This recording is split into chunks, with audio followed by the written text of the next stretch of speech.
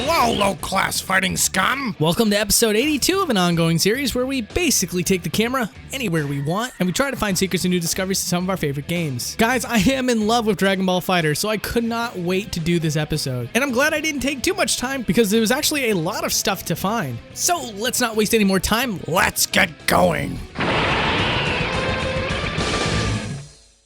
So you might have been one of the few viewers that noticed the clickbait over in the left-hand corner of the thumbnail, which these days is considered a YouTube sin, I understand. Lots of folks get baited in with such a simple tactic and with no payoff. But to give a little bit of credibility back to this technique, I want to show you what is in that thumbnail. There are two modes waiting to be used, but they're still outside of the player's access. One is called Z League and has a Mr. Satan statue in the middle of it, while the other is called Raid Battle, which seems to have a Saiyan ship. What these two modes are going to do, well, it remains to be seen. Hopefully we find out in the very near future. But in the meantime, let's do a tour around the hub world, because surprisingly, despite the fact that there's a camera lock on the character, the entire area is fully modeled back and front, which would suggest that at one point you were allowed to spin the camera. Though I imagine the developers locked out this feature because the modes Z League and Raid Battle are still in the environment, and if you were able to turn the camera around freely, you'd be able to see them yourself.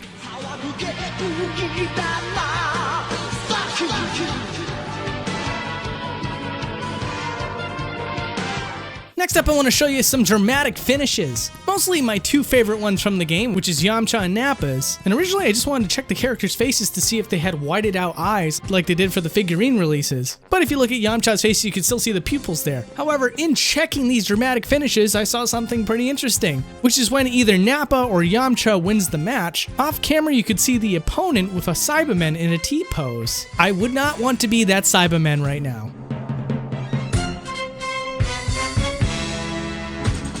Next up for dramatic finish is the Cell face from another angle. Just a reminder to everyone watching at home, these are full 3D models at pretty much any given time. So when you see something as intricate as Cell's face being blown off, they don't swap out the models for 2D art. Instead, they make a full 3D model that has that face. Also off camera in Goku's dramatic finish, you can see Frieza's tail is completely straightened out, which when it is, it's a little surprising how long it is in total. And many of the dramatic finishes that just show a giant explosion coming off of the planet don't exist in the map itself. Instead, it seems to be swapped out with the map.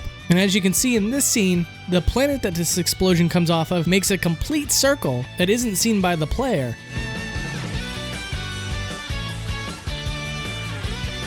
Oh, hey, wait a second, what's that underneath there? I was really shocked to see this because it's situational, it doesn't always appear down there, but for some reason there's a duplicate of the health bar HUD. Unlike the health bar HUD that's in the actual game, this one instead is floating in the environment. In fact, hiding things underneath the stage is not the most unusual thing in the world for this title. In certain situations, Trunks' sword is down there following his movements, but only in certain frames of animation, such as walking back and forth, and even some of his more basic attacks.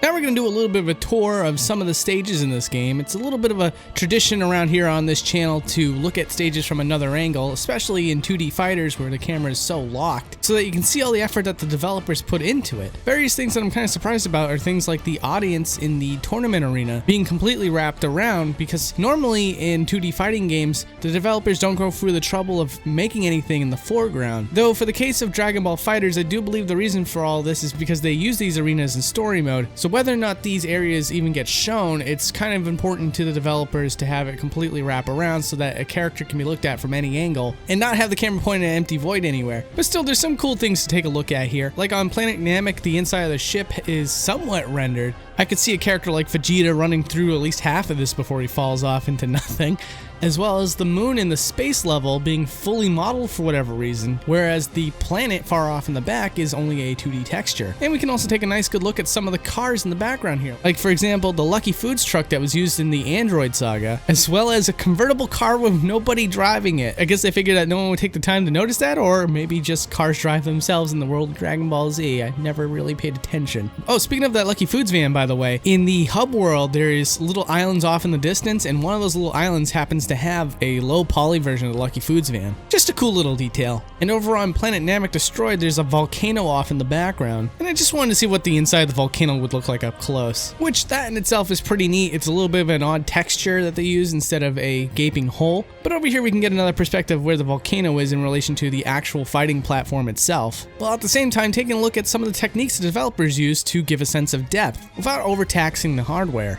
And before we move on from stage tours, I want to give you a look at two story areas of the game. One is the very first area that you get to check out, with Bulma having Goku in some kind of gazebo, as well as the area that's supposed to represent the inside of your character's body. If we zoom the camera all the way out in this situation, you can see that the weird dark ripples in the background make up an entire sphere that is incredibly massive compared to the character itself.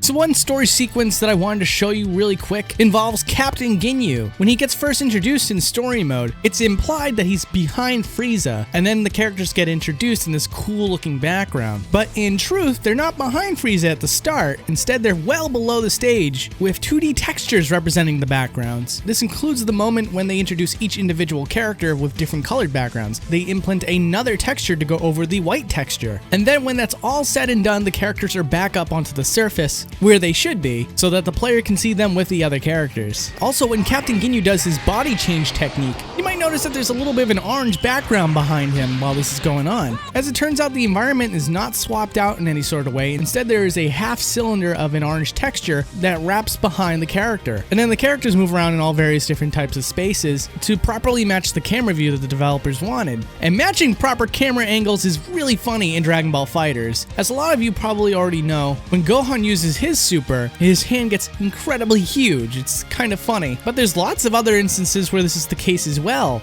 Like, for example, Nappa starts to look like Pinhead from Puppet Master, with his upper body getting even bigger and his head getting even smaller, and Piccolo having his arms turn gigantic as well. It's all to match a very specific look from where the camera is pointing at the characters. Just turns out that in order to do that with 3D models, there's a lot of odd looking things that have to happen for that to work.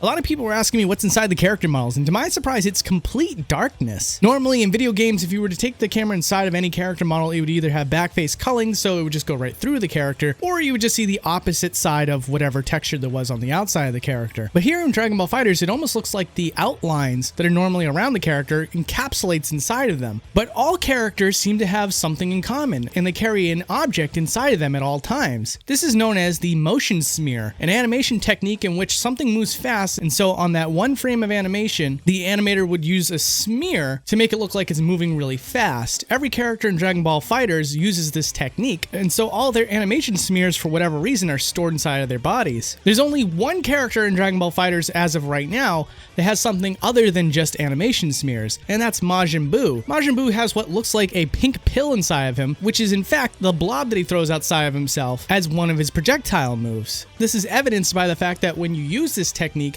the first few frames of that animation is missing that pink pill, meaning the pink pill is called into action to be that pink blob.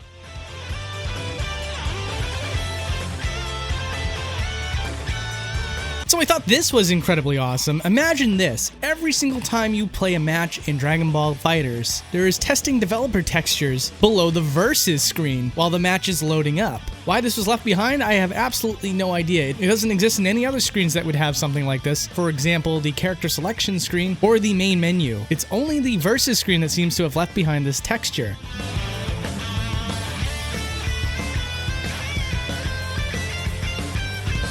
So these last two things I wanted to show you guys don't really fit into a theme, but I thought it'd be really cool to show you anyway. One of the things I wanted to know for sure was what happens to Frieza's discs when they fly off screen. And to my surprise, they stay in the game for quite a while before they disappear. They go well off screen before they even go away. And a viewer request that someone asked on Twitter wanted to know what it looks like when you launch someone off of a stage. And as it turns out, it swaps out maps to the specific area that you get launched into. And lastly, this was completely found by mistake. It turns out that Shenron, when he's summoned to the game, has a full 3D model. Seeing as you only see him at one angle at any given time, it's so strange that they went through the bother of even rendering him.